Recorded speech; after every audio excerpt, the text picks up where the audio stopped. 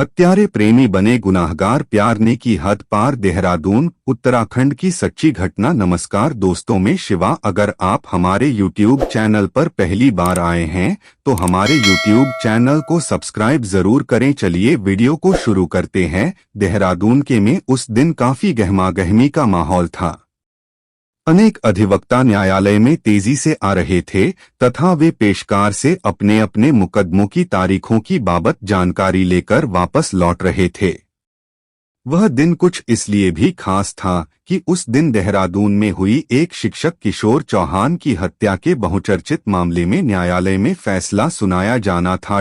3 साल पहले हुई शिक्षक की हत्या के आरोप में पुलिस ने शिक्षक की पत्नी शिक्षिका स्नेहलता व उसके प्रेमी सिपाही अमित पार्ले पर आरोप लगाते हुए न्यायालय में चार्जशीट दाखिल की थी। इस हत्याकांड की विवेचना एक थानेदार सहित 2 पुलिस इंस्पेक्टर कर चुके थे। पुलिस के आला अधिकारियों ने भी इस हत्याकांड की विवेचना में मॉनिटरिंग की थी। पुलिस के आला अधिकारी यह चाहते थे कि शिक्षक किशोर चौहान की हत्या की विवेचना निष्पक्ष हो। हत्या के इस मामले में किसी निर्दोष को सजा न मिले। इस हत्याकांड की जांच एक इंस्पेक्टर चंद्रभान अधिकारी ने भी की थी। श्री अधिकारी पूर्व में CBI देहरादून में कुछ वर्ष कार्य कर चुके थे। तभी कोर्ट में सहायक जिला शासकीय अधिवक्ता फौजदारी जयकृष्ण जोशी भी आ गए थे।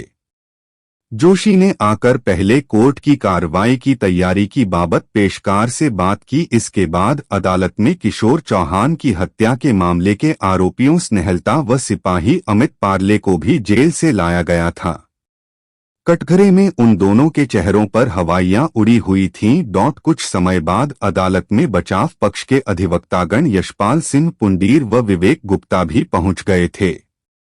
इसके बाद इन दोनों अधिवक्ताओं ने वहां मौजूद आरोपियों स्नेहलता व अमित पार्ले से उनके कानों में कुछ बातें की तथा उन्हें कुछ आश्वासन भी दिया।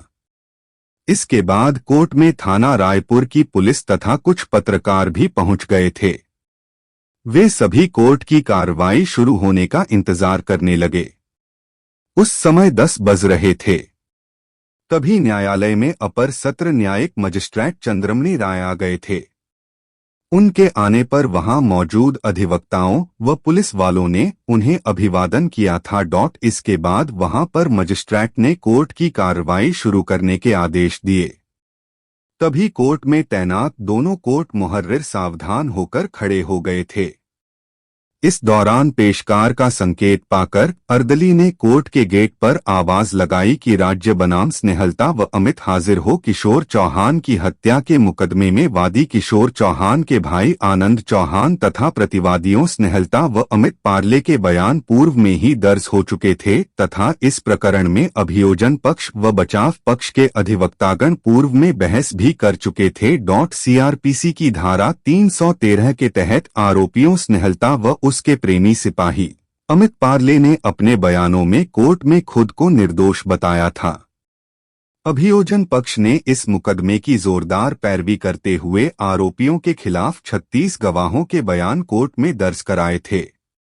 देहरादून के थाना रायपुर में किशोर चौहान हत्याकांड का मुकदमा 17 जून 2018 को IPC की धाराओं 302, 201 व 120 के तहत दर्ज हुआ था। इस मामले के वादी किशोर चौहान के भाई आनंद चौहान ने रायपुर पुलिस को सूचना दी थी कि गत 15 जून 2018 की रात 8 बजे मेरा भाई किशोर चौहान अपनी पत्नी स्नेहलता के साथ अपनी वैगनार कार द्वारा घूमने के लिए घर से निकला था। उस वक्त कार स्नेहलता चला रही थी। आराघर चौकी से 20 मीटर आगे किशोर चौहान ने कार को रुकवाया था और स्नेहलता को कोल्ड ड्रिंक लाने के लिए भेजा था। जब स्नेहलता कोल्ड ड्रिंक लेकर पैदल आई थी तो तब तक किशोर चौहान वहां से जा चुका था।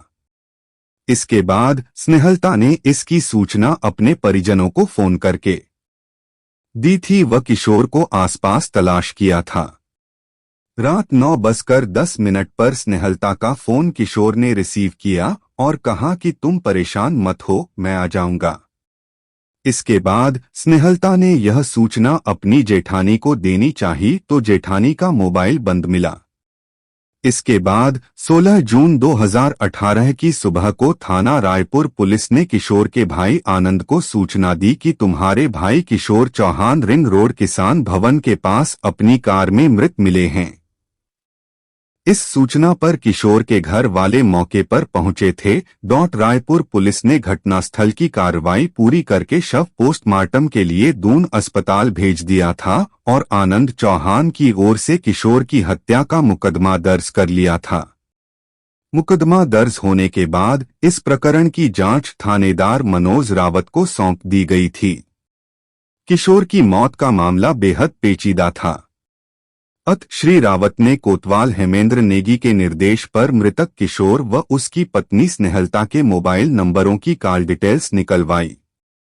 अगले दिन दोनों के मोबाइल नंबरों की कॉल डिटेल्स उन्हें मिल गई। शिक्षक किशोर चौहान की मौत के मामले को किशोर के भाई आनंद सहित उनके परिजन साजिश के तहत हत्या बता रहे थे तथा इस हत्या का आरोप वे स्नेहलता व उसके प्रेमी सिपाही अमित पार्ले पर लगा रहे थे। पुलिस भी इस मामले में सबूत एकत्र कर रही थी। सबूत एकत्र करने के बाद ही पुलिस ने इस मामले में स्नेहलता व अमित पार्ले के खिलाफ चार्जशीट अदालत में भेजी थी। पति की हत्या के आरोप में गिरफ्तार होने के बाद स्नेहलता को शिक्षा विभाग ने भी निलंबित कर दिया था। तभी अदालत में सहायक जिला शासकीय अधिवक्ता फौजदारी जयकृष्ण जोशी ने न्यायिक मजिस्ट्रेट महोदय से किशोर चौहान की हत्या के मामले में आरोपियों स्नेहलता व सिपाही अमित पार्ले को कठोर दंड देने का अनुरोध किया। जोशी ने कहा कि दोनों आरोपियों पर दोष सिद्ध हो चुका है तथा उन्होंने इस जघन्य हत्याकांड को अंजाम दिया है, इसलिए वे दोनों कठोर दंड पाने के अधिकारी हैं। इसके बाद जैसे ही मजिस्ट्रेट महोदय ने किशोर हत्याकांड में फैसला सुनाना शुरू किया तो अदालत में सन्नाटा छा गया। मजिस्ट्रेट ने कहा कि अभियोजन पक्ष की ओर से प्रस्तुत किए सबूतों व गवाहों की गवाही से यह सिद्ध होता है कि शिक्षक किशोर चौहान की साजिश के तहत हत्या स्नेहलता व सिपाही अमित पार्ले द्वारा ही की गई थी। दोनों के द्वारा यह गंभीर प्रकृति का अपराध किया गया है। दोनों ही आरोपी पढ़े लिखे हैं। वे अपराध की गंभीरता व परिणाम से पूर्णतया वाकिफ हैं। दोष सिद्ध अभियुक्तगण स्नेहलता चौहान व अमित पार्ले प्रत्येक को धारा 302, 120 बी भादनसन 1860 के आरोप में आजीवन कारावास एवं 25,000 रुपये के अर्थदंड से दंडित किया जाता है। अर्थदंड अदा न करने पर अभियुक्तगण 4 से 4 माह का अतिरिक्त साधारण कारावास भोगेंगे। दोष सिद्ध अभियुक्तगण स्नेहलता चौहान व अमित पार्ले को धारा 201 भादनसन 1860 के आरोप में 5 साल के कठोर कारावास एवं 10,000 रुपये के अर्थदंड से दंडित किया जाता है। अर्थदंड अदा न करने पर अभियुक्तगण 3 से 3 माह का अतिरिक्त साधारण कारावास भोगेंगे। सभी सजाएं साथ साथ चलेंगी। अभियुक्तगण के द्वारा जांच के दौरान जेल में बिताई गई अवधि सजा में समायोजित की जाएगी। न्यायिक अभिरक्षा में न्यायालय में उपस्थित अभियुक्तगणों का वारंट बनाकर उन्हें सजा भुगतने के लिए जिला कारागार देहरादून भेजा जाए। अदालत के इस फैसले की एक प्रति अभियुक्तगणों को अविलंब निःशुल्क दी जाए। यदि अपील होती है तो माननीय अपीलीय न्यायालय के निर्देशों का अनुपालन हो। अदालत के इस फैसले को सुनकर स्नेहलता व अमित पार्ले की आंखों में आंसू छलक आए। ऐसा लग रहा था कि उन दोनों को अपने किए पर पछतावा हो रहा था। कुछ ऐसा भी था कि वे दोनों अभी तक विचाराधीन कैदी थे, मगर अदालत के इस फैसले के बाद वे सजायाफ्ता कैदी बन गए थे। 2 सितंबर 2021 को सजा सुनने के बाद उन दोनों को देहरादून जेल ले जाया गया। अपने प्रेमी सिपाही के साथ मिलकर अपने शिक्षक पति की हत्या करने वाली शिक्षिका स्नेहलता की कहानी इस प्रकार है। वर्ष 1999 में स्नेहलता की पहली मुलाकात अमित पार्ले निवासी कावली रोड देहरादून से हुई थी। उस वक्त अमित डीएवी कॉलेज से बीए कर रहा था, जबकि स्नेहलता डीबीएस पीजी कॉलेज से बीएससी कर रही थी। पढ़ाई के दौरान दोनों में काफी घनिष्ठता बढ़ गई थी। वर्ष 2000 में अमित भारत तिब्बत सीमा पुलिस ITBP में भर्ती हो गया था, जबकि स्नेहलता आगे की पढ़ाई करती रही। कुछ समय बाद अमित पार्ले ने ITBP से इस्तीफा दे दिया था और उत्तराखंड पुलिस में भर्ती होकर हरिद्वार आ गया। पढ़ाई के बाद स्नेहलता की बतौर शिक्षक नौकरी लग गई थी तथा उसकी शादी शिक्षक किशोर चौहान के साथ हो गई थी। उस वक्त स्नेहलता राजकीय इंटर कॉलेज शिवाली घाट ऊखीमठ रुद्रप्रयाग में तैनात थी तथा किशोर चौहान GIC सजवाण कांडा देवप्रयाग में तैनात थे। इसके बाद स्नेहलता 2 बच्चों की मां बन गई थी। अमित पार्ले से स्नेहलता की अक्सर बातें होती रहती थीं।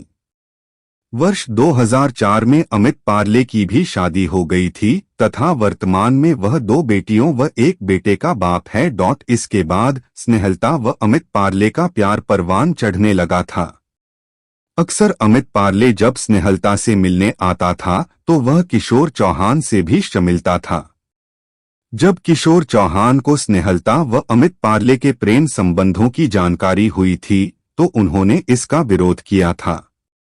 जब स्नेहलता किशोर चौहान के समझाने पर भी नहीं मानी तो परेशान होकर किशोर चौहान डिप्रेशन में रहने लगे थे और शराब को ही उन्होंने अपना सहारा बना लिया था। 15 जून 2018 को घटना वाले दिन स्नेहलता खुद कार चलाकर अपने पति को रिंग रोड पर लेकर पहुंची थी। बाद में अगले दिन सुबह किशोर चौहान कार में मृत मिले थे। किशोर चौहान के भाई आनंद चौहान ने किशोर की मौत का मुकदमा थाना रायपुर में दर्ज कराया था और उनकी मौत का शक उनकी पत्नी स्नेहलता व उसके प्रेमी सिपाही अमित पार्ले पर जताया था। मामले की जांच थानेदार मनोज रावत तथा कोतवाल हेमेंद्र नेगी द्वारा की गई थी। इस दौरान पुलिस ने स्नेहलता के मोबाइल नंबर की कॉल डिटेल्स निकलवाई थी। किशोर चौहान की पोस्टमार्टम रिपोर्ट में मौत का कारण दम घुटना तथा शरीर पर लगी चोटें बताया गया था। इसके बाद किशोर चौहान की मौत के मामले में SOG टीम के प्रभारी PD भट्ट को लगाया गया था। PD भट्ट ने जब स्नेहलता के फोन की कॉल डिटेल्स खंगाली तो उन्हें किशोर चौहान की मौत से 2 दिन पहले आई एक कॉल पर संदेह हुआ था। जब उन्होंने कॉल करने वाले की लोकेशन निकाली तो उन्हें जानकारी हुई कि यह कॉल हरिद्वार के कुशल कुमार ड्राइवर द्वारा की गई थी। इसके बाद जब PD भट्ट हरिद्वार जाकर कुशल कुमार ड्राइवर से मिले तो उसने भट्ट को यह जानकारी दी कि यह मोबाइल मेरे नाम से अवश्य है, मगर इस मोबाइल को सिपाही अमित पार्ले द्वारा चलाया जाता है। इसके बाद भट्ट ने सिपाही अमित पार्ले को रोशनाबाद हरिद्वार से गिरफ्तार कर लिया था और उसे लेकर देहरादून SOG कार्यालय आ गए थे। यहां पर भट्ट व SOG सिपाही आशीष शर्मा ने किशोर चौहान की मौत के मामले में अमित पार्ले से पूछताछ की थी। पहले तो अमित पार्ले ने पूछताछ के दौरान श्री भट्ट को गच्चा देने का प्रयास किया था, मगर जब भट्ट ने अमित से तारीखों के अनुसार तथा उसकी लोकेशन के अनुसार पूछताछ की तो वह टूट गया और उसने पुलिस के सामने किशोर चौहान की मौत का सच उगल दिया। अमित पार्ले ने पुलिस को बताया कि वह 8 जून 2018 को देहरादून की त्यागी रोड स्थित एक होटल में स्नेहलता के साथ आकर ठहरा था। होटल में हम दोनों ने किशोर चौहान की हत्या की साजिश रची थी। घटना वाले दिन यानी 15 जून 2018 को वह अपने दोनों मोबाइल फोन हरिद्वार स्थित घर पर छोड़कर गया था, जिससे उसकी लोकेशन देहरादून की न मिल सके। घटना वाले दिन जब स्नेहलता रात को कोल्ड ड्रिंक लेने गई थी तो अपने पति को कार सहित उसके हवाले कर गई थी। इसके बाद उसने किशोर पर हमला करके तथा उसका गला दबाकर उसकी हत्या कर दी थी। किशोर का मोबाइल भी उसने पास की झाड़ियों में फेंक दिया था। स्नेहलता व खुद के बचाव के लिए वह अपने फोन से स्नेहलता के फोन पर कम बात करता था तथा कुशल कुमार ड्राइवर के नाम से खरीदे गए सिम से ही बात करता था, जिससे पुलिस उसकी लोकेशन न जान सके। अमित ने हरिद्वार के मोबाइल दुकान संचालक मनीष से कुशल कुमार ड्राइवर की ID पर सिम खरीदा था। दुकान संचालक को अमित ने यह बताया था कि वह अपनी पत्नी के लिए सिम खरीद रहा है। उस सिम का प्रयोग उसने स्नेहलता से बातचीत के लिए ही किया था। इसके बाद पुलिस ने अमित पार्ले के बयान दर्ज कर लिए थे तथा उसी दिन शाम को रायपुर पुलिस ने स्नेहलता को भी किशोर चौहान की हत्या के आरोप में गिरफ्तार कर लिया था।